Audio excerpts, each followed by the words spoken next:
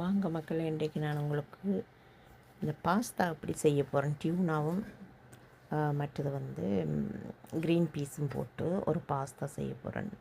அது எப்படி செய்கிறேன்னு தானே. இப்போ தண்ணி கொதித்த உடனே எங்களுக்கு தேவையான அளவு பாஸ்தாவையும் உப்பையும் போட்டு ஒரு அடுப்பில் அவிய வச்சுட்டு இன்னொரு பாத்திரத்தை வந்து சூடாகின உடனே அதில் ஒலிவ் ஆயில் கொஞ்சம் விட்டுட்டு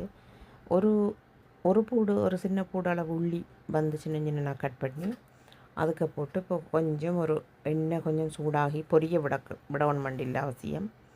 எண்ணெய் கொஞ்சம் சூடாகி வந்த உடனே அதில் பாருங்கள், இந்த பச்சை பட்டாணியை வந்து அதுக்குள்ளே சேர்க்கிறேன். எந்த பச்சை பட்டாணி அவியறது நிறைய நேரம் எடுக்காது, அதனால் அந்த உள்ளியோடு சேர்ந்து கணக்காக அது வதங்கி வர சரியாக வரும். முதல்ல நாங்கள் உள்ளியை பொரிய விட்டுட்டோம்னு சொன்னால் இப்போ இந்த பச்சை பட்டாணி பொரியிற நேரத்துக்கு க்ரீன் பீஸ்ன்னு சொல்லுவாங்க, பொரியிற நேரத்துக்கு வந்து உள்ளி வந்து கருகி போயிடும்.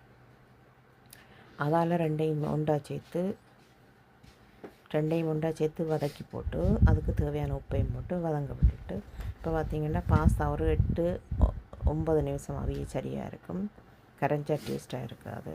அதே அவிய வச்சுட்டு இப்போ என்ன செய்ய போகிறேன்டா, இதுக்கு வந்து பேசில் தேவை. அப்போ நான் என்னுடைய கார்டனில் வந்து பேசில் இருக்குது, அதை போய் இப்போ நாங்கள் எடுக்க போகிறோம். அதுக்கு முதல்ல இதை பார்த்திங்கன்னா கொஞ்சம் இப்படி வதங்க வச்சுட்டு நாங்கள் போய் இப்போ பேசில் எடுக்க போகிறேன். வாங்க காட்டுறேன் பாருங்க. இந்த கார்டனில் போய் நான் கார்டன் பெட்டில் பேசில் நட்டு வச்சுருக்கிறேன். இப்படி தேவையான டைமில் போய் கணக்காக எடுத்துக்கொள்வேன். வாங்க காட்டுறேன் என்னுடைய பேசில் கண்டு. இதுதான் என்னுடைய பேசில். இதில் ஒரு 8-10 இலை எடுத்தால் போதும். நாங்கள் அதில் போடுறதுக்கு வாசனைக்கு. இப்போ நாங்கள் கறிவேப்பிலை எப்படி யூஸ் பண்ணுவோம் அதே மாதிரி தான் யூஸ் பண்ணுறது இந்த பேசிலையும் அந்த வாசத்துக்கு. பாஸ்தாவுக்கு வந்து இது இம்பார்ட்டன்ட். பாருங்கள் எவ்வளோ எடுத்தாச்சு. அதை நல்லா வடிவாக கழுவிட்டு ரெண்டா சரி. இன்றைக்கு பார்த்திங்கன்னா எங்களோட காலில் வந்து யூகேல நல்ல வெயில், நல்ல வடிவாக இருக்குது, பார்க்குறதுக்கே ஆசையாக இருக்குது இன்றைக்கு உண்மையிலேயே. அப்போ இப்போ பாருங்கள் அந்த வதங்கி சரியான பதத்துக்கு வந்துட்டுது. பச்சை பட்டாணி நல்லா வதங்கிட்டு உள்ளியும் பாருங்கள் சரியான ப்ரௌனாக சரியான இதுக்கு வந்திருக்கு. இப்போ இதுக்கு என்ன சேர்க்க போகிறேன்னா டியூனா. இப்படி டின்னில் வந்து டியூனா இருக்குது. அந்த டியூனாவை நான் ஒரு 2 டின் எடுத்துருக்கிறேன். எடுத்து அதை நான் டின்னை உடைச்சி அந்த அதுக்கு ஆயில் எடுத்துட்டு 2 டின்னையும் என்ன செய்ய போகிறேன்னு இந்த வதங்கின க்ரீன் பீஸுக்குள்ளே போட்டு கொஞ்சம் ஒரு 2 நிமிஷம் வதக்கிட்டு, சில பேருக்கு அந்த மனம் பிடிக்காதுன்னு நினைக்கிறேன், அதனால் கொஞ்சம் வதக்கினீங்கன்னா ஓகே இருக்கும். நாங்கள் பச்சையாக அப்படியே மட்டும் சாப்பிட்றோம். நாங்கள் எங்களை பழகிட்டுது. இப்போல்லாம் வதக்கி முடிஞ்சுது.